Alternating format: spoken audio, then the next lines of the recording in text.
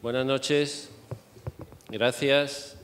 Bienvenidos al Hotel Molina Alario en una nueva sesión de Versos y Estrellas. Un poco especial, si acaso, por eso no está hoy aquí en esta mesa Aurora Luque, sino, bueno, en representación un poco de... ¿Se oye bajo? Muy bien. Decía que... Ahora, ¿no? Venga, gracias. Decía que en esta sesión un poco especial del ciclo de Versos y Estrellas hacemos una presentación en la que unimos un poco de esfuerzos la Delegación de Cultura de la Diputación de Málaga y el Centro Cultural de la Generación del 27. Y lo hacemos en torno a un libro que nos ha ilusionado desde un principio, que nos ha parecido una joya, una flor que había que cuidar mucho, y así nos hemos aplicado a este tema. Surge este libro, La Dolce Vita, de un proyecto cinematográfico que estamos ahora viviendo en el conjunto de la Diputación de Málaga, que hemos denominado genéricamente, y algunos pues le evocará ese nombre, vivencias muy especiales, Málaga Cinema.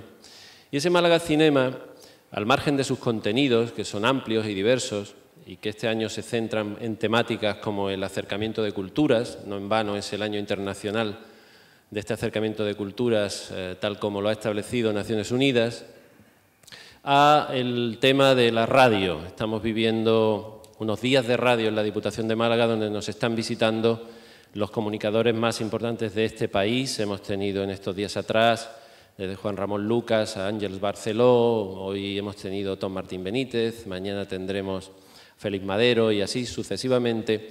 Hemos querido que los malagueños se encuentren con las principales emisoras de radio nacionales. Decía que al margen de los contenidos, que no es el caso hoy, no me quiero alargar en ello, uno de los elementos que siempre hemos querido cuidar desde el inicio de Málaga Cinema ha sido aquello que entendemos que perdura, que es lo que queda, que es la memoria, que es la evocación sobre la cual luego podemos rememorar las imágenes de lo vivido en esas ediciones.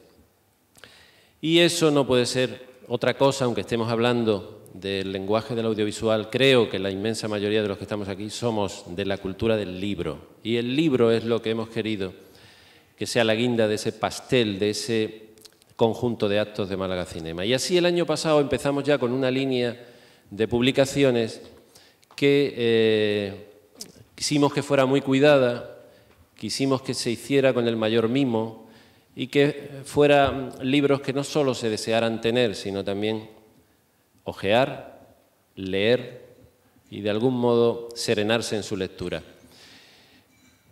Y no nos fue mal, porque con el trabajo minucioso de quien escribió aquel libro, Paco Griñán, y con la edición cuidada de Miguel Gómez, al que también quiero agradecer el trabajo que ha hecho en este último libro del que ahora hablaremos, editamos un libro titulado Las estaciones perdidas del cine mudo en Málaga, que tuvimos la enorme fortuna, recibió el premio de mejor libro de cine editado en Andalucía, premio concedido en el año 2009, premio concedido por la ASECAM, que es la Asociación de Escritores Cinematográficos de Andalucía. Y bueno, como ese era el precedente, pues la realidad a la que nos teníamos que ocupar y de la que nos teníamos que centrar era la Dolce Vita. ¿Cómo surge esta edición que ahora presentaremos? Pues la temática fue un poco algo que ya teníamos en la cabeza. Habíamos pensado que podía ser buena idea de algún modo acercar la poesía al cine, porque poesía y cine están íntimamente ligadas. Yo creo que en los pequeños matices de los fotogramas, de las historias que el cine cuenta, y por otra parte, en la propia evocación que el cine siempre ha hecho de la poesía, de la estética, de los elementos más sensibles que pueden cerrar el mundo poético. Decidimos que podría ser una buena idea, pero lo que no sabíamos en ese momento, hasta que recuerdo que estuvimos hablando Aurora y yo sobre este proyecto, y ella me recordó inmediatamente que había una persona a la que ambos admiramos mucho, que ya había iniciado hacía años, y ahora él lo contará con más detalle, esta antología que unía poesía y cine. Él es, obviamente, Paco Ruiz Noguera, que ahora nos contará, remontándose quizás al año 1995 y a una posible celebración de un centenario del primer centenario del cine, cómo decidió empezar a dar cuerpo a esta antología. Inmediatamente tuvimos una reunión, lo estuvimos comentando los tres y Paco se brindó, le pareció que su libro, que había quedado ahí de alguna manera esperando un momento afortunado, espero que esa fuera tu consideración, esperando un momento concreto, una circunstancia feliz, parecía llegar a su desembocadura, parecía que con esta propuesta que le hacíamos desde la Delegación de Cultura de la Diputación era el momento de sacarlo a la luz, de publicarlo y de mostrarlo a todos los que aquí estáis. Y en gran medida todos, yo creo que casi todos, protagonistas absolutos y principales de lo que aquí se contiene, que es absolutamente maravilloso. Yo, hablando antes un momentito con Aurora, pues bueno, reflexionábamos sobre cómo se podría entender que ha sido la mirada poética hacia el mundo del cine, cómo esas poesías han contenido lo que el cine nos mostraba.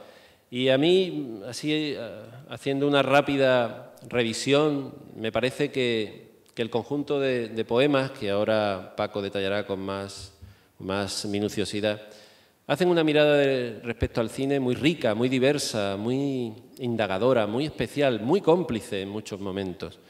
Y para no fiarme de la memoria, podría decir que nos movemos desde aquel ladrón de Bagdad, de la evocación de esos mundos a los que nos llevaba la épica de la aventura de Douglas Fairbanks, hasta la aventura épica de la vida que se contenía en esa historia dura, terrible, del Ángel Azul, con Marlene Dietrich, basado en aquella obra de Heinrich Mann.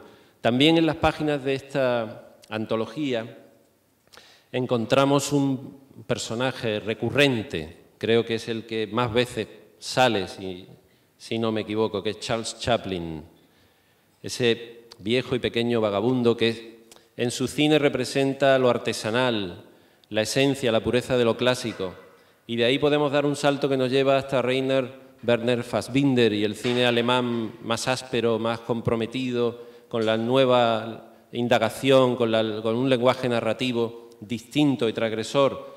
Y en cuanto a personajes, pues así a vuela pluma decir, para no extenderme, que podemos encontrar la crónica negra de una rubia platino, de Jean Harlow, que murió en un arcén de una carretera, quizás fruto de su propia fragilidad, o, cómo no, a Marilyn frente al Niágara, como Henry Hathaway la dibujó, subida en unos zapatos de tacón infinito y caminando siempre de espaldas, porque era la manera más clara en la que ella nos conmovería mucho más.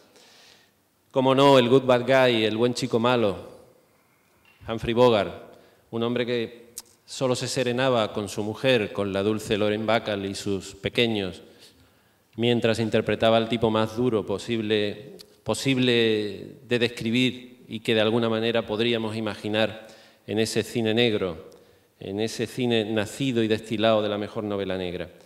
Y también, como un personaje emblemático del que quizás después hablaré de alguna manera, con mayor detalle, si el tiempo así lo permite al final, Bette Davis, la que protagoniza la portada de este libro, de esta Dolce Vita, y a la que yo no voy a reivindicar como viudo oficial, porque ya lo hace nuestro querido y buen amigo Antonio Garrido, pero de la que sí me permití escribir ese y medio del 8 y medio de los tráilers narrativos malagueños por invitación de mi buen amigo Paco Ruiz Noguera.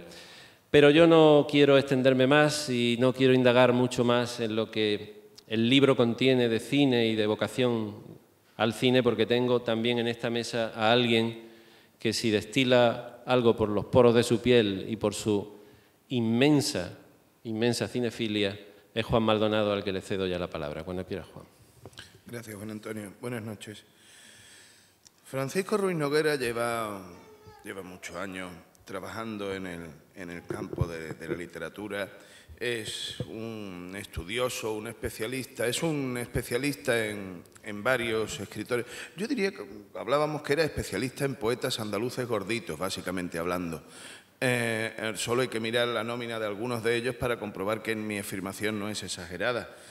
Pero también tendríamos que evocar, como decía, hablaba hace un rato, del cine de su infancia, el cine de San Sebastián, de Frigiliana, donde que prácticamente, seguramente, el mismo escenario oscuro que otros hemos vivido, las mismas sensaciones o semejantes en otras latitudes, en otras salas, en el ejercicio de esa liturgia colectiva que dio de carácter religioso de carácter casi religioso y mítico, como en buena medida también lo es la propia poesía de Paco Ruiz Noguera en cierto aspecto, donde, como en el poema clásico, sombra suele vestir de bulto bello.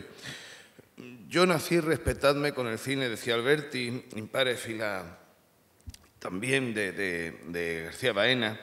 La poesía en el cine, al que se ha dedicado también no solo este formidable libro, sino que aquí en esta reunión José Antonio Mesa Toré y Miguel Gómez también han trabajado en este ámbito con otros grandes autores previos. La poesía del cine es algo que cada uno puede identificar de una manera, como el agua resbalando por los hombros de Anita Ekberg en la película de la que toma su título esta antología, mientras grita el nombre de Marcello en La Fontana di Trevi, o que alguien puede asociar también con el clásico mudo El viento de Sjöström, que era una cosa absoluta, Piros Mani del cine georgiano, del Suzala o el cine de Ozu, yo qué sé. Hay tantas cosas. Embrujo de Carlos Serrano de Osma con Caracol y Lola Flores, pues podría ser una afirmación, o Espejo Granadino de Valdelomar, en otro sentido de la cinematografía, o los grandes trabajos cinematográficos tipo Berlín, Sinfonía de una gran ciudad, que es una película prácticamente perdida, por lo menos para quien les habla, que se la prestó a quien no debía en algún momento. El cine ha permitido, de alguna manera, acceder a la literatura, acceder a conocer Grecia a través de la figura de Zorba, o de los cañones de Navarone, o de cuando Ulises tenía la cara de Kirk Douglas. Tantas cosas hay en la obra de Paco, que además es una obra que ya viene tocada por la poesía desde mucho tiempo atrás. Títulos suyos como La luz grabada, que podría ser una perfecta descripción de lo que es el cine en sí mismo, o títulos como Flashback, sin ir más lejos, subrayarían de algún modo lo que les estoy diciendo. No les quiero entretener más con esto. Tenía previsto un poquito más, pero también sé que tenemos todavía lecturas por delante y sin duda la conversación va a ser enjundiosa. Parodiando, decíamos hace un rato, a Zorrilla con su traidor inconfeso y mártir, digamos que doctor Aguanoso y Bate por África, por referirnos a la denominación de origen, y solo nos queda agradecerle el trabajo de compilación extraordinario que durante tantos años, como ha dicho Juan Antonio Vigar, ha estado desarrollando. Son muchos años los que ya nos conocemos y cada vez estoy más contento. En fin, y nos quedan muchas películas por ver, sobre todo. A ver si alguna buena y todo. Gracias, buenas noches.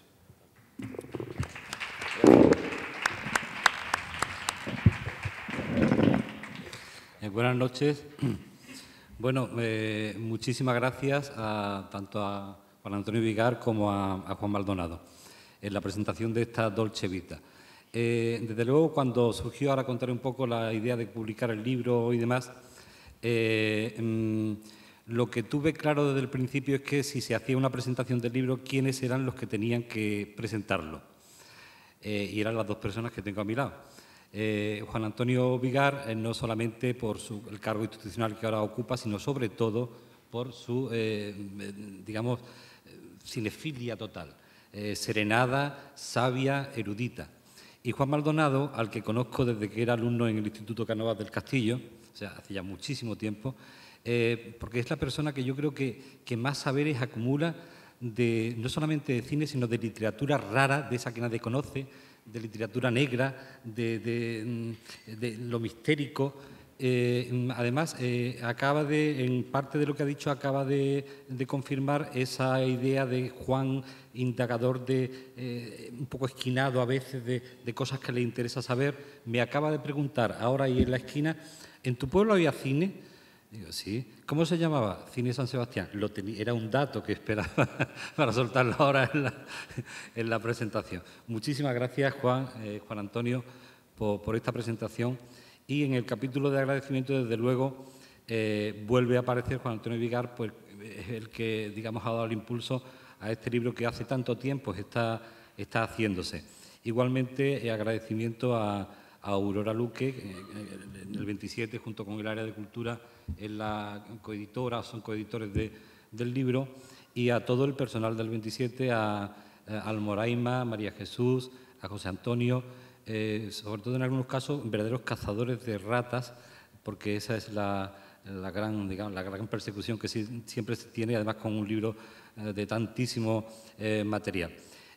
Muchísimas gracias a Miguel Gómez por la magnífica edición que al final ha resultado y por la atención siempre a todas las indicaciones y caprichos que han ido surgiendo, y esta ilustración y esta otra, y a tenerlo todo, digamos, todo a punto y todo bien. Muchísimas gracias a todos. La Dolce Vita es un libro que sale en un año celebratorio de La Dolce Vita, que es la película de Fellini, de la cual se cumplen, como sabemos, 50 años. En realidad, este libro, que como Juan Antonio acaba de decir, pues se enmarca un poco en el proyecto de Málaga Cinema, del Festival de los Cortos y todo este tipo de cosas, bueno, sí en cuanto a su salida, no en cuanto a sus principios. El libro empezó a gestarse, pues hace ya un poco de vértigo decirlo, hace pues en torno a 35 años.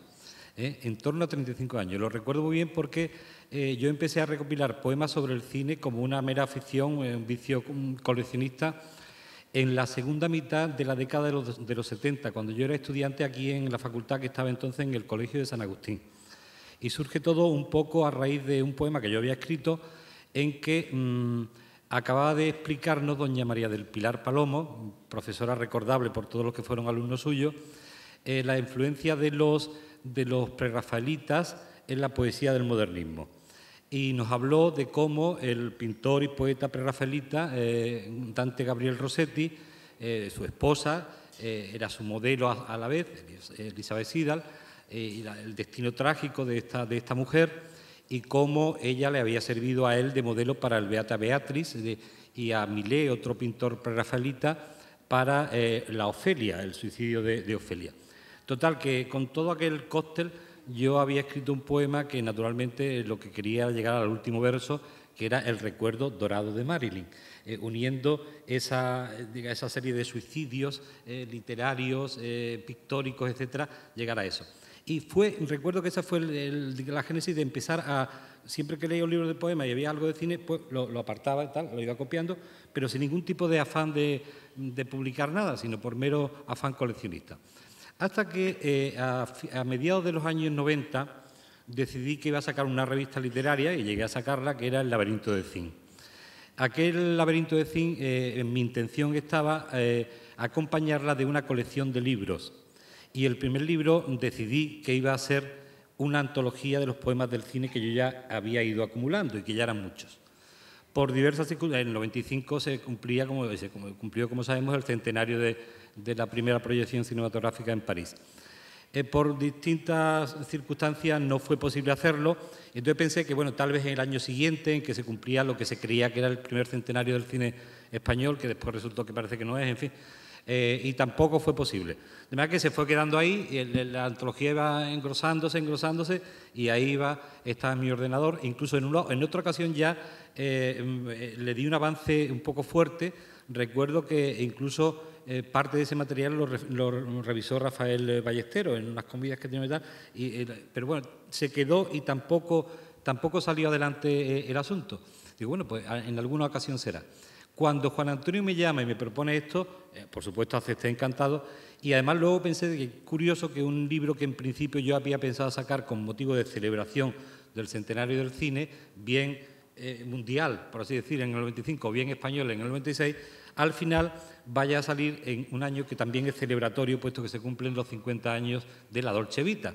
El libro se llamaba así desde el principio, entonces parece que estaba predestinado para salir en el año en que le correspondía, que es este. Igualmente, el hecho de que sea este un año feliniano también ha alterado en parte la estructura del libro, puesto que va acompañado del libro al final y puesto que sale en una colección como Málaga Cinema. Málaga Cinema para los más jóvenes pues probablemente no tenga ningún tipo de connotación más. Para los que ya tenemos una edad, bueno, fue el templo del cine por excelencia en Málaga, aparte del cine de San Sebastián de Frigiliana, donde tuve oportunidad de ver desde el último cuplé de Sarita Montiel, siendo yo niñísimo, y por ejemplo La gata sobre el tejado de zinc, de donde por cierto sale El laberinto de zinc, el título de mi revista. Quiero decir, saliendo en una colección como Málaga Cinema, pensamos que tal vez no estaría mal, puesto que en Málaga, ciudad de poetas y muy ligada a la poesía desde todo el siglo XX, de siempre, pero especialmente en el XX y demás, no estaría mal, puesto que el momento de los narradores malagueños es especialmente significativo en la actualidad, acompañarlos de una breve antología de narradores malagueños. Me pareció muy bien y me puse a darle vuelta en cómo llamarle a ese apartado y claro, inmediatamente 8,5 trailers, o sea, breves trailers aquí no como avance, sino como cosa ya hecha, como antología de narradores malagueños, con lo cual el homenaje feliniano se acentuaba. De manera que hay 8, en realidad 9 narraciones, pero hemos mantenido el 8,5 para jugar con el título de Fellini. Cierra esas narraciones justamente Juan Antonio Vigar, al que ha habido que pedirle que nos permitiera poner una breve narración de un libro de relatos que él tiene. En cuanto a la antología en sí, bueno, es una antología muy amplia. El primero de los poetas es Manuel Machado y el último es Cristian Alcaraz. Entre uno y otro, en cuanto a años de nacimiento, van 116 años. O sea, el interés de los poetas españoles por el cine pues ha sido constante, En el prólogo hablo algo de todo el estudio previo, breve, hablo de todo este asunto. Es un estudio que está estructurado también, he pretendido que sea de una manera un tanto, entre comillas, cinematográfico, en el sentido de que son cuatro apartados a los que he llamado planos, cada uno de los cuales tiene un contraplano. Los planos son donde yo hablo de digamos, de la antología en sí, de cómo surge, etcétera, y los contraplanos son textos teóricos de distintos autores que de alguna forma tienen algo que ver con lo que yo he tratado en el plano correspondiente. En esa introducción se habla de la razón del nacimiento de esta antología, ya lo he dicho. En otro momento se habla de los guiños entre literatura y poesía, especialmente significativo a partir de los años 20, de las vanguardias, el 27 en pleno, por supuesto. Después hay un momento en que viene lo que he llamado continuidad, y esa continuidad es ver cómo, porque claro, cuando sale la antología de los novísimos, Castellet en el prólogo habla de cómo con los novísimos se recupera el gusto por el cine y todo este tipo de cosas en la poesía española. Pero en realidad es un error pensar que hay un hiato en todo ese tiempo entre el 27 y los novísimos y que el resto es un vacío, ¿verdad? Entonces, como una especie de unión de hiatos. No. El interés en la poesía española por el cine no ha desaparecido nunca, y además está presente, como se ve en la antología. Incluso libros enteros en esa época dedicados al cine, como por ejemplo el libro de Manuel Pacheco, el poema de Félix Grande, Film, que es un poema exclusivamente cinematográfico, o sea, no es algo que haya desaparecido y que sigue hasta la actualidad. Y el último apartado, el último plano, el cuarto plano que escribo es Zoom, y es hablar de, bueno, que evidentemente en una antología es tal la cantidad de material que hay que ha habido que hacer una selección, incluso poniendo un poema de cada poeta, en algún caso 2 poemas, cuando hay, como sabemos, libros enteros dedicados a eso. El caso de Alberti, Yo era un tonto y lo que he visto me ha hecho 2 tontos. El caso del libro de Manuel Pacheco, El cine y otros poemas. El caso del libro de Luis Izquierdo, Asociación continua. El caso del libro yendo más hacia la actualidad, de Manuel Sánchez Chamorro, Crucigrama. El caso de un libro de Luis Felipe Comendador, que es enteramente, incluso en su estructura, dedicada al cine. Es decir, no ha desaparecido, como digo. Además, con distintos enfoques. Hay momentos en que lo que priman son las estrellas cinematográficas. Charlotte, efectivamente, y Greta Garbo son las estrellas máximas, en todas las épocas, además, no solamente en el cine de los 20, sino que llega hasta la actualidad. Pero es curioso que en los centros de interés pues, está el interés por las estrellas, por las películas, por las técnicas cinematográficas, el traveling, etcétera, incluso por el local del cine propiamente dicho. Y es curioso ver cómo también en eso ha habido una evolución que ha ido pareja a la manera de referirnos a las películas. Antes se decía, voy a ver una película de Sofía Loren o de John Wayne, o John Wayne, como se decía, ¿verdad? John Wayne. Bien, bueno, pero modernamente se suele decir por los directores. Voy a ver una película de Tarkovsky o de Almodóvar. Y eso se ve en los poemas. En los poemas de los más jóvenes a veces se atiende más al director de la película que al actor, o a la película en sí que al actor. El actor sale como referencia, mientras que en los 20 era Greta Garbo, incluso como título de poema y todo eso. También en eso hay un paralelismo en la evolución, digamos, sociológico-artística de los textos. Y bueno, pues por mi parte nada más. Como digo, acaba la antología con ese 8,5, esos 9, en realidad, narradores malagueños en la antología. Finalmente está la procedencia de los poemas, en fin, la parte ya bibliográfica. Yo, desde luego, he estado satisfecho con cómo ha quedado el libro, sobre todo también en la edición, que ha quedado preciosa, la selección de las ilustraciones que hay, que son pocas, pero yo creo que todas ellas memorables, la de Marilyn, la de Anita Ekberg, la de Greta Garbo, etcétera, creo que hacen de este un libro agradable en todos los sentidos, no solamente por sus textos. Para terminar esta velada, habíamos pensado que 5 o 6 poetas de los incluidos, porque claro, la selección es muy amplia, como digo, son 100 y pico poetas y casi 200 textos, y hay una amplia representación de poetas malagueños o que en Málaga, aparte de los narradores. Pues habíamos pensado que algunos de los poetas malagueños presentes, 4 o 5 o 6, leyeran alguno de esos textos. Ya hemos hablado con ellos previamente para que así sea y para no hacer esto muy largo. De manera que yo, por favor, pediría que, según se vaya llamando, salgan al estrado a la lectura de esos poemas como muestra de la poesía y cine, que es como tiene que terminar el asunto. No contarles cómo es un libro, sino ver qué es lo que contiene. Así es que en el primer caso leeremos un poema de Manuel Alcántara. El orden es cronológico, que hemos acordado en que ese poema, un poco largo y tal, lo va a leer José Antonio Mesa Toré. Entonces José Antonio Mesa Toré va a leer el poema de Manuel Alcántara.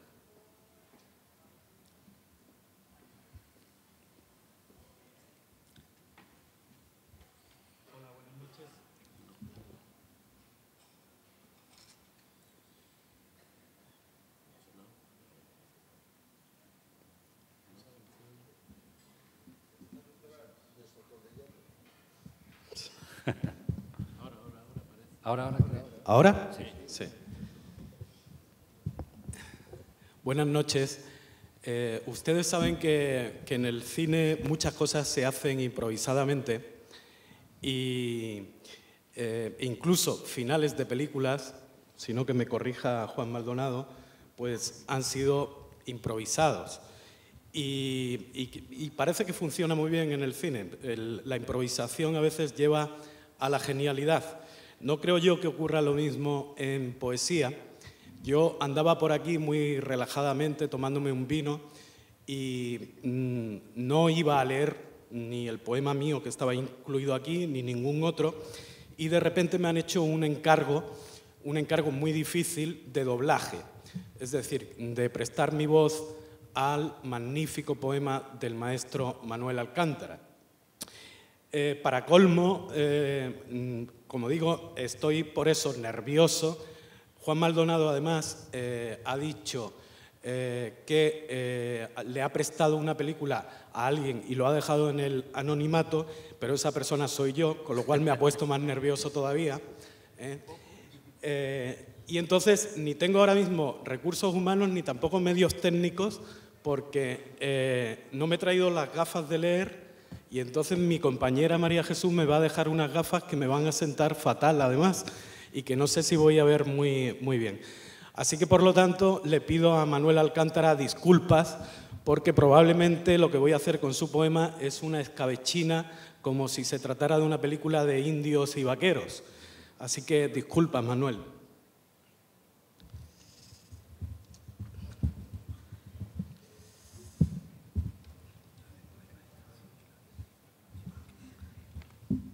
Tampoco están muy limpias, ¿eh?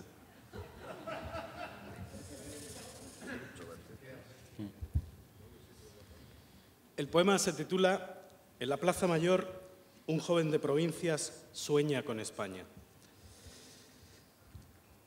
Al blando amor del tiempo que se pierde, del tiempo que nos vence y nos olvida, Sobre la hierba verde, un hombre pide cuentas a su vida. Un hombre como todos, que de niño iba desde su madre hasta la escuela y ahora, de mayor, pone el cariño en un pájaro azul que nunca vuela. ¿Por qué sitio escondido, harto de pasearse por su frente, se va hacia nunca el tiempo que ha perdido, el tiempo que ha buscado diariamente? Ha visto cómo crece la semilla, cómo el amor reluce si se ama, y cómo sangra Dios y cómo llama cuando la tarde azul se hace amarilla. Ha visto una ciudad siempre aburrida en sus viejas murallas de defensa. Ha visto cómo al fin todo se olvida y nunca ha visto el mar, pero lo piensa. Ha visto el cine a veces y el casino. Ha visto hasta el amor, aunque distante. Ha bebido su vino. Ha visto lo bastante. Ahora se ha tendido por su pecho en medio de la antigua primavera, porque al final su corazón se ha hecho amigo inolvidable de su espera. Todo lo que le llega al pensamiento indefinidamente se le aplaza, se le queda en el viento junto a la fuente grande de la plaza. Junto a la calle del mayor olvido, por la esquina más triste de su frente, por el mismo camino que ha seguido la esperanza ausente. Testigo de la calle y del sembrado, futuro ciudadano de la muerte, prueba a cambiar la pena de costado, a ver si cambia así también la suerte. Prueba a cambiar ciudad por campo llano para añadirle un árbol a su sueño, y cuando no le ven, abre la mano a ver si vuela un pájaro pequeño. Se acuesta cada noche más oscuro, más solo, más despierto, y lo único que tiene ya seguro es que va para muerto. Igual que va la tarde para ocaso, lo mismo que el amor va para olvido, inevitablemente por su paso, cada vez más derecho y más seguido. Se levanta con cada madrugada y piensa que recoge cada día cosechas de la nada en su mano vacía. Ahora está junto al tiempo que se pierde en medio de la antigua primavera, sobre la hierba verde, ajustándole cuentas a su espera.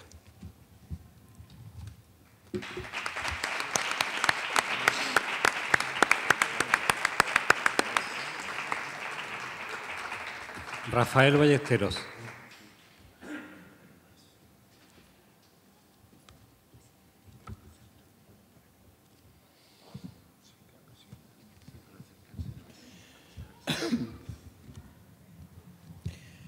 Para mi hijo Gerardo, estos versos de cine. Yo estoy hecho de dos. El que me dice a mí, eres sutil, hermoso, inteligente, donoso. Y el otro que me mira y me dice, o más, mejor, en todo el más, que salsa y condimentos. Uno, que soy yo mismo, juicioso y elegante, cuando el café humea. Y el otro, que soy yo mismo también, brillante y señorial, cuando suenan los valses en fiestas y saraos. Si me dices, te amo, yo sé a quién amas, al que está tras mí, aquel que todavía es más Cooper, más Power, más Gable, más Durán. Y si tocas mis muslos, mi torso, que sombrea de sol y de satinos, no soy yo, mi pecho, sino el apache, aquel asombro de pistolas y cananas. Y si ando pasillo de la casa allí, pasillo acá, dirigiendo los búfalos a su redil oscuro, o sorteando mares de bajeles y asombros, atravesando dunas y praderas inmensas, selvas, desfiladeros, o salvándome a mí de cuatreros y raptos. Te llevaré a caballo. Pon tus cabellos al viento. Muestras tus mejores marfiles. Intensamente bésame. Y allá vamos. Iremos niños de nuevo. Y esta vez nacidos en bellísimas casas de sedas y de hayas, con jardines inmensos de prímulas y rosas.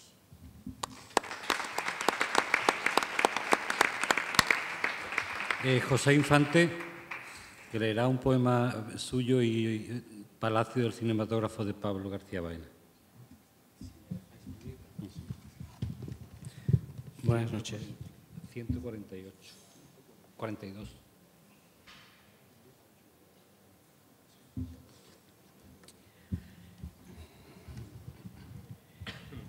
Hace tan solo unas horas que he llegado a Málaga. Yo tenía previsto venir mañana, pero me llamó Paco, que sabía que venía por estos días por Málaga, y he adelantado el viaje para estar aquí esta noche con todos vosotros y sobre todo con Paco, al que admiro y al que quiero, es un gran amigo. Y sobre todo es uno de los estudiosos de mi poesía. Por eso le tengo que protestar al señor Maldonado, que ha dicho que es antólogo de poetas andaluces gorditos. Yo he llegado a la tercera edad con 5 centímetros menos, porque mi columna vertebral va mermando de una forma alarmante. La tengo dañada en todos los discos, pero creo que no he llegado con demasiado sobrepeso. Pero en fin, es una broma. Yo pertenezco a una generación que podíamos haber corregido a Alberti, corregido o apostillado. En ese verso que ha citado también Maldonado, yo nací, disculpadme, con el cine. Mi generación podía haber dicho, yo nací, disculpadme o perdonadme, con la televisión. Y hemos llegado incluso hasta las computadoras. Pero en efecto, mi generación descubrió el mundo a través del cine, como tantas generaciones. En la España oscura de los años 50 y 60, los programas dobles de cines tan conocidos de Málaga, algunos ha citado Paco, y tiene el nombre de esta colección, como el Málaga Cinema, el Victoria, etcétera, etcétera, el Goya, el Alcázar, el Xaray. Allí fuimos descubriendo el mundo. Yo he escrito muchos poemas sobre cine. Creo que el primero que escribí se llama Le Déjeuner sur l'air, de Renoir.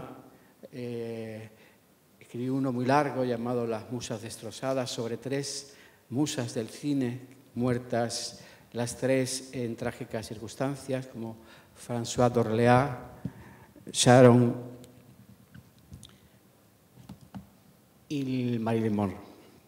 Paco ha seleccionado 2 poemas que paso a leerles. Homenaje definitivo a Marilyn Monroe. Más que una voz al otro lado, o Marilyn deteniendo el somnífero, Lo que no tuviste a tu cabecera de almohadones lacios fue el mar gritándote que él tan infinitamente azul, él también está solo y sin embargo avanza, se crece y se levanta, aunque sea con ojeras. El otro poema breve también que ha seleccionado Paco es uno que se llama Lili Marlene, homenaje a Marlene Dietrich. En su larga boquilla, la ceniza de Europa era un sueño dorado ver sus plumas por entre llameantes estaciones abandonadas al amanecer. Ay, Hitler, ay, ver cómo chupabas en una interminable canción la sangre de una madre marchita. 78.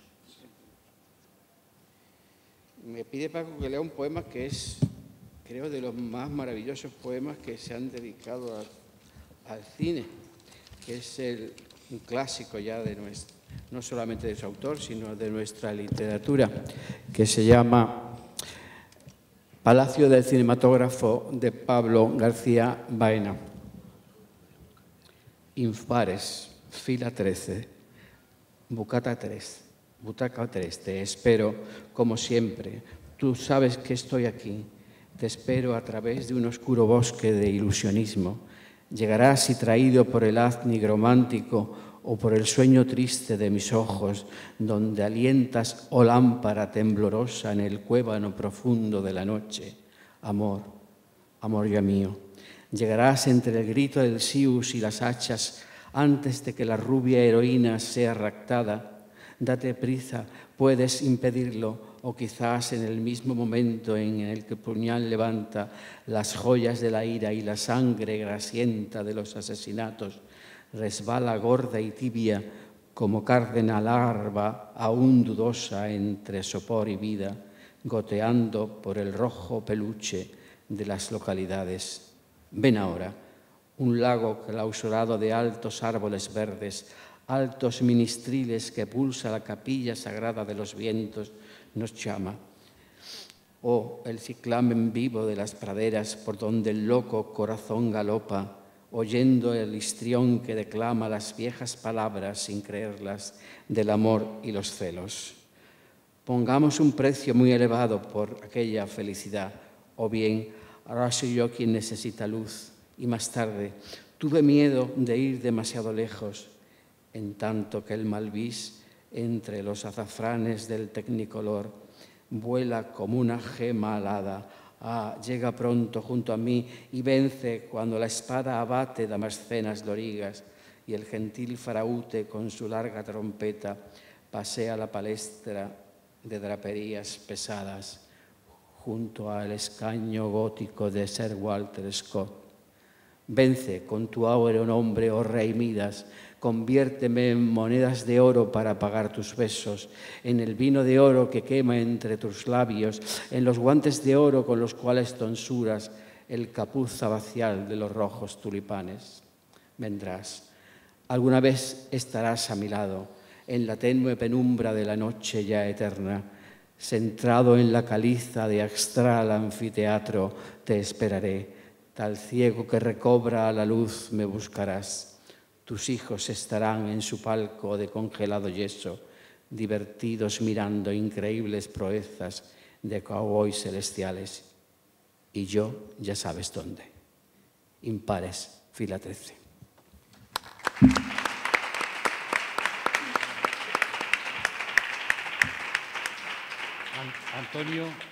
Antonio Jiménez Millán.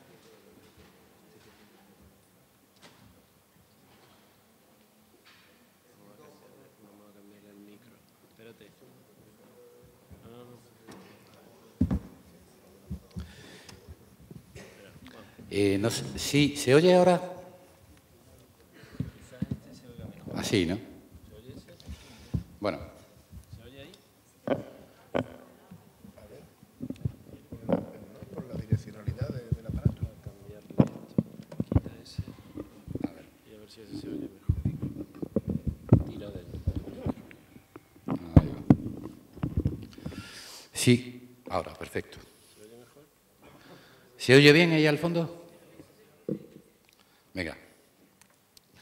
Bueno, mi amigo Paco Ruiz Noguera ha rescatado un poema mío de los felices 80, una especie de canción que se llama Ella bailaba sola frente al espejo. Dejad que se marche ahora. Vigilan sus caderas las miradas de la noche y los secretos del mar. Vestida de raso negro, como un modelo de Renoir, está sola en los espejos. Cruzó las autopistas del tiempo y fue Marlene Dietrich, perdida en los cabarets, envuelta en la niebla gris de aquellas viejas celadas que no llegó a comprender. O tal vez llevaba puesta en los ojos la sombra de Marilyn y se acostumbró a mirar como quien va a resistir los asaltos de la vida en su torre de cristal. Dejad que se marche ahora, para rodear su cuerpo, para amarla hasta perderse como un viejo barco en llamas. Yo sería un nuevo Fausto y vendería mi alma si creyera en el diablo.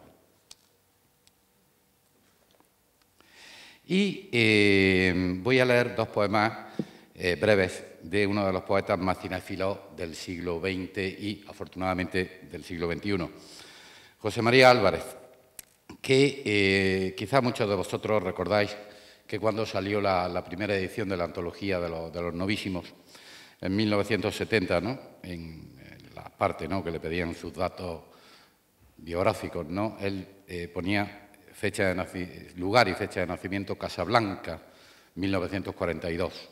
Él, naturalmente, luego cambió ese dato, ¿no?, cuando se reeditó la antología, pero queda ese detalle. Naturalmente, el primer poema, O el cine a Casablanca. Películas amadas, como algunas páginas, la obra de algún músico, ciertos cuadros o pasear por Roma son la única vida que deseo vivir. El esplendor de esas sombras me consuela, de esas otras que son mi tiempo y qué desprecio. El segundo, Historia de amor en un cinema. Bueno, aquí merece la pena leer la cita de Georges Brassens. Faltando al pudor más elemental, debo, por necesidad de publicidad, divulgar con quién y en qué posición me entrego al estupro y a la fornicación. En el viejo salón cinematógrafo, las parejas se estremecen. En la pantalla, dos artistas bésanse, bailan, fuman, y una cortina tenue los encierra. La maravillosa que está conmigo se abandona feliz. Sus labios buscan en la sombra la boca sonrosada del actor.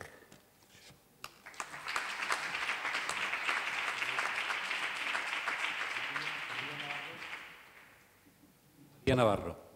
Leerá un poema suyo y otro de Mercedes Escolano. Bueno, ¿se escucha? ¿Sí? ¿Así? ¿Se puede sacar? Ah, no se puede sacar. Es que si no, como si fuera una cantante... ¿Sí?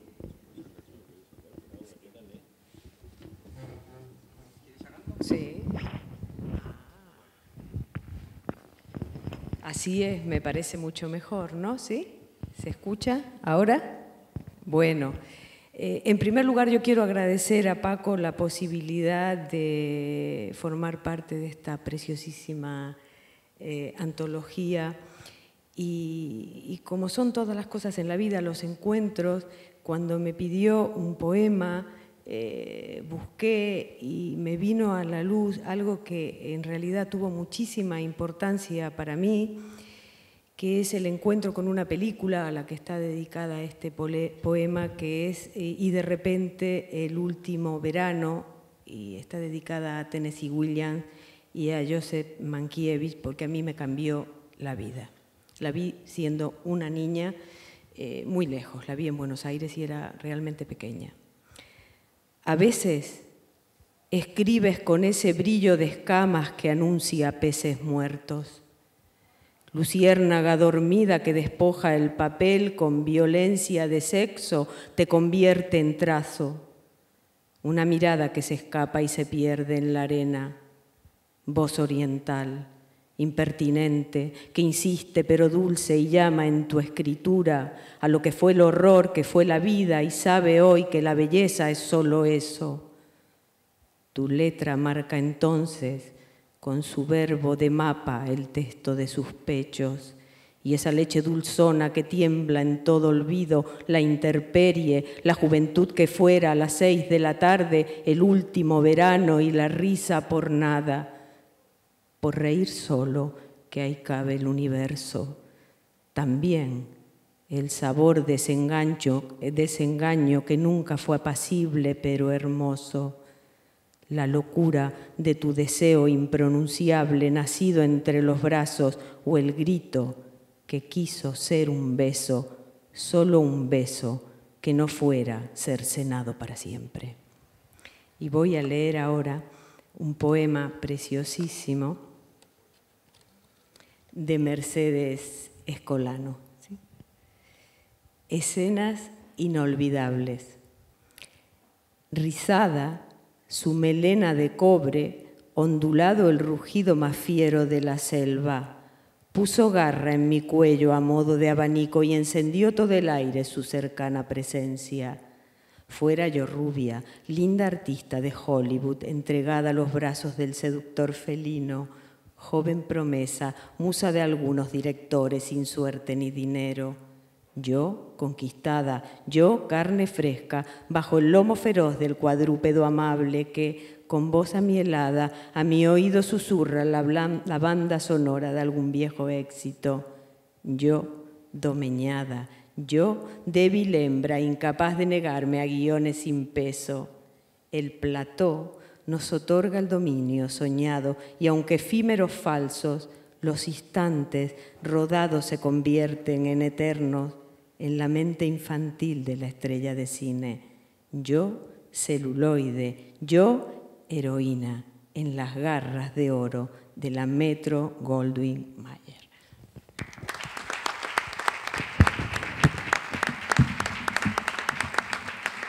Francisco Fortuny, que leerá un poema suyo y otro de Pere Gimferrer.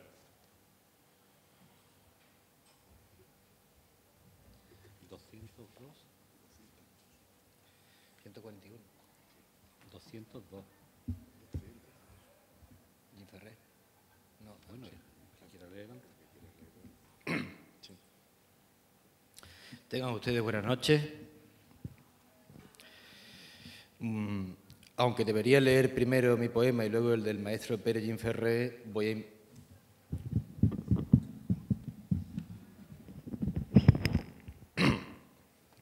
a invertir el orden y voy a leer el poema de Pere Gimferrer, Farewell.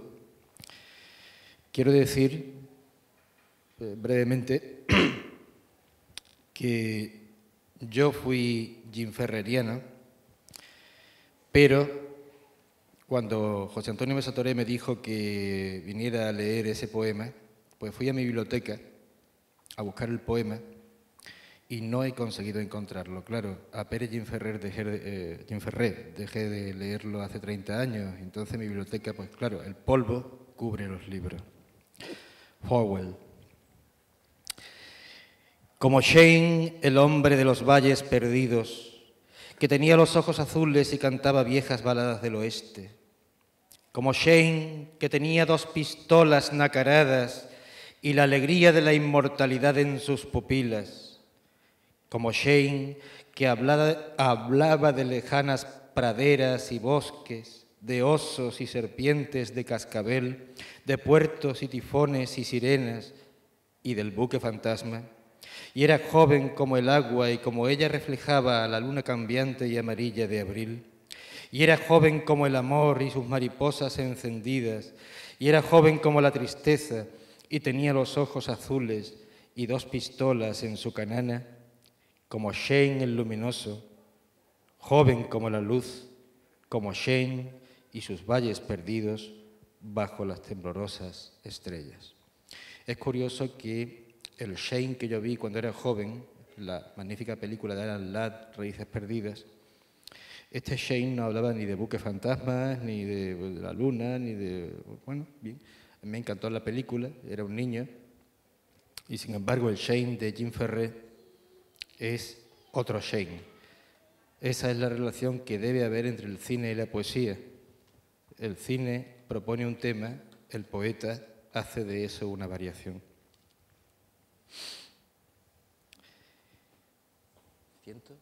202.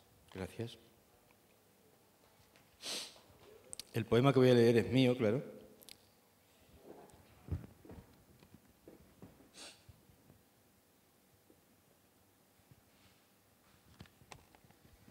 Y quiero hacer un homenaje a Paco Ruiz Noguera porque es verdad que ha sido un gran compilador y un gran antólogo, pero en mi caso el agradecimiento tiene que llevarse al infinito porque un buen día me llamó por teléfono y me dijo: Fortuny, ¿has escrito alguna vez un poema sobre el tema del cine?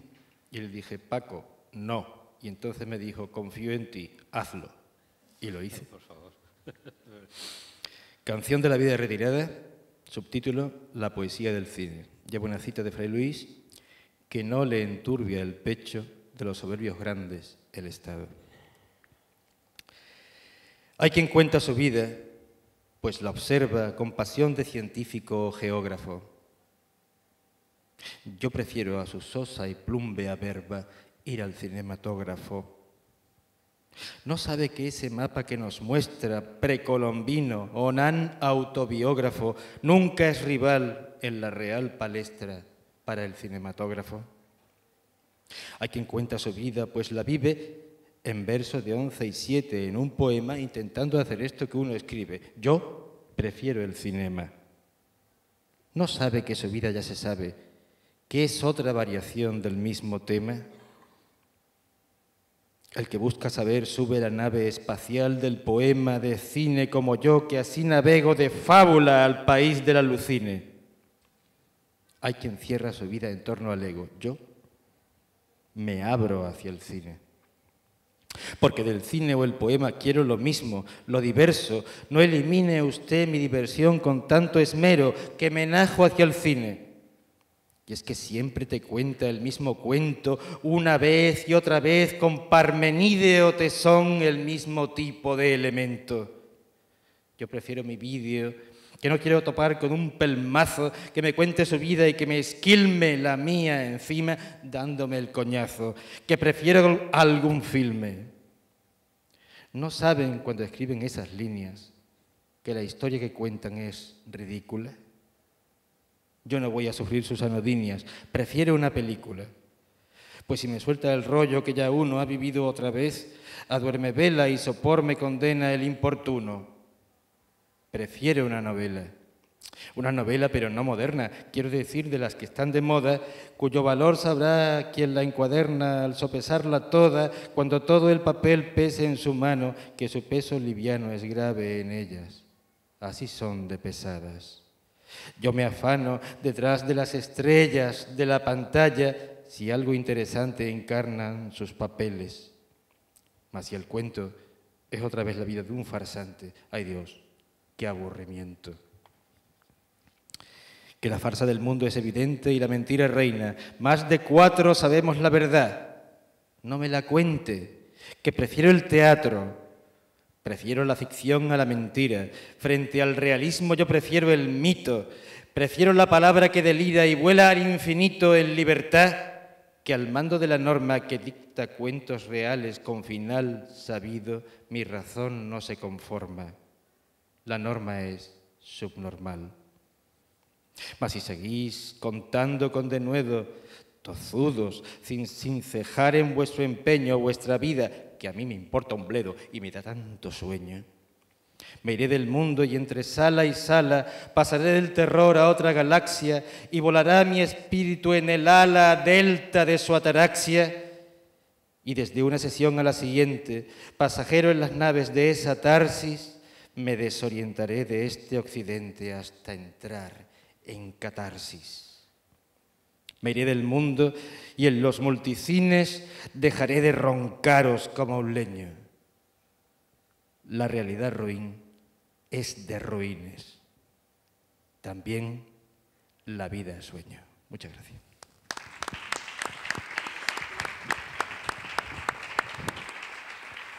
Bien, de la parte de antología poética se cierra con el poeta Cristian Alcaraz, que está por aquí, que leerá un poema suyo y un poema de Daniel García Florindo. Después pasaremos a la parte de la prosa.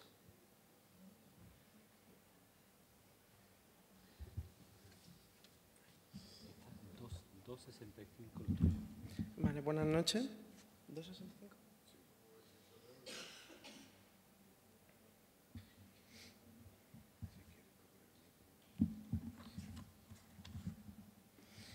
Bueno, yo leo un poema que no es el que tenía programado, pero bueno, es de Javier Salvago y se titula Al oeste del Edén.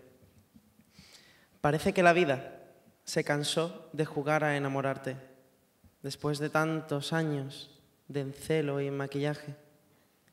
Ahora viene, discreta y sin pintar, como una vieja amiga, en son de paz, más fea y entrañable. En la 249.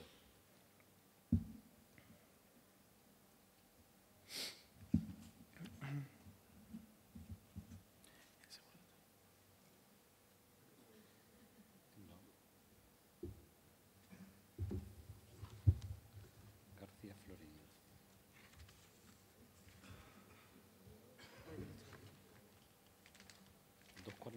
Daniel García Florindo. ¿Tú has leído el tuyo? Pues léelo. Este es el que tenía que leer, que no leyó otro. Bueno, este era el poema que tenía programado, de Daniel García Florindo. Taxi Driver, de Martin Scorsese. La soledad se llama Travis y viaja en uno de esos taxis amarillos de Nueva York. Si tienes suerte, tal vez pueda conducirte a cualquier rincón de la ciudad, donde las ratas aún no hayan llegado. Todas las noches, mientras el odio de la ciudad lo apresa en su taxi, atraviesa su propio infierno para ver a esa prostituta menor de edad que le vuelve loco. El ángel protector vuela toda la noche por dinero, pero el taxista purificador ha decidido acabar ya con la escoria. Es curioso, pero mientras el taxista aniquila Sodoma, mientras tanto, alguien, al otro lado, se enamora de Jodie Foster e intenta asesinar a Reagan. Pobre Travis, pobre Hinckley, pobre América. Y bueno, y ahora le leo mi poema, que no sé en qué página es, pero le leo por aquí. Se titula Desayuno sin diamantes. Y yo diré, ¿te gusta? Asentirás. Y pensaré que tiene un sabor raro, que quizá está caducada la mermelada y que no protestas para no incomodar. Tú fingirás que te gusta y dirás muy bajito, ponme otra tostada. Te serviré, lameré mis dedos y la cuchara y dirás, me encanta. Yo me reiré y tiraré el resto a la basura. Me acercaré y desayunaremos bocas, relámpagos de saliva y licuados con zumo de naranja natural. Muchas gracias.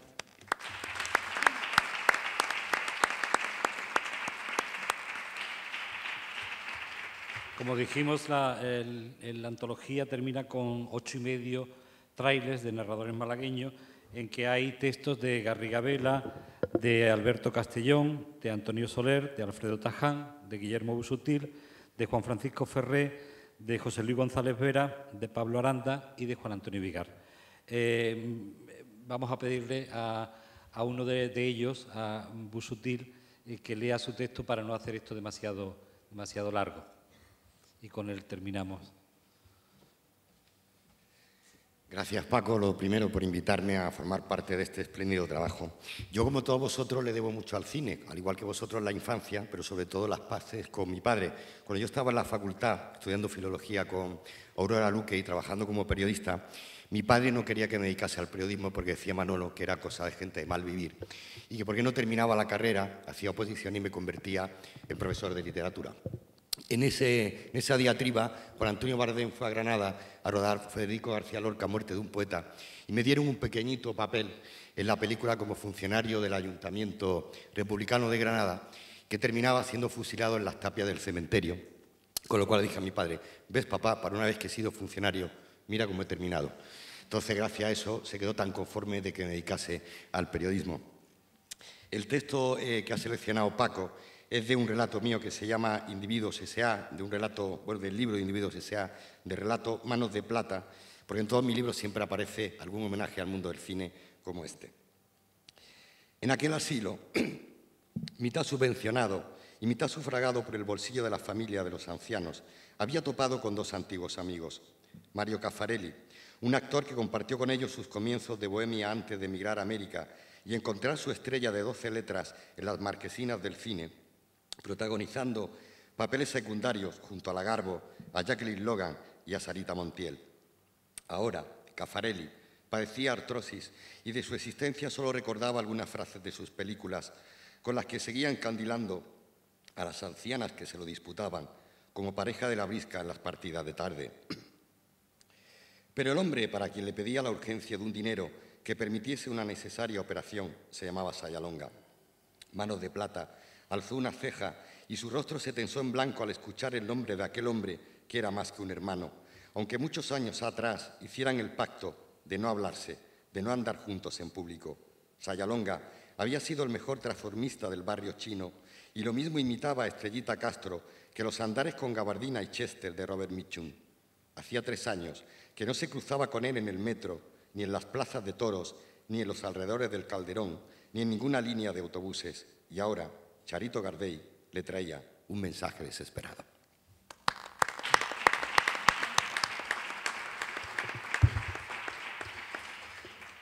Pues me van a permitir simplemente que acabe dando las gracias a todos los que han participado en este acto y, por supuesto, a todos los que también forman parte, los que formáis parte de este texto editado en la colección Málaga Cinema, La Dolce Vita, bajo ese trabajo estupendo de compilación de Paco Ruiz Noguera. Es, como decía antes, una oportunidad muy especial que espero disfruten todos, ya que lo hemos presentado de ahora en adelante, una oportunidad muy especial de unir poesía y cine. Y en ese juego sutil y extraño entre ficción y realidad, pues creo que algunos seguimos opinando que el cine puede ser nuestro último refugio y quizás la poesía la mejor de las lecturas para esa extranjería. Muy buenas noches y muchas gracias.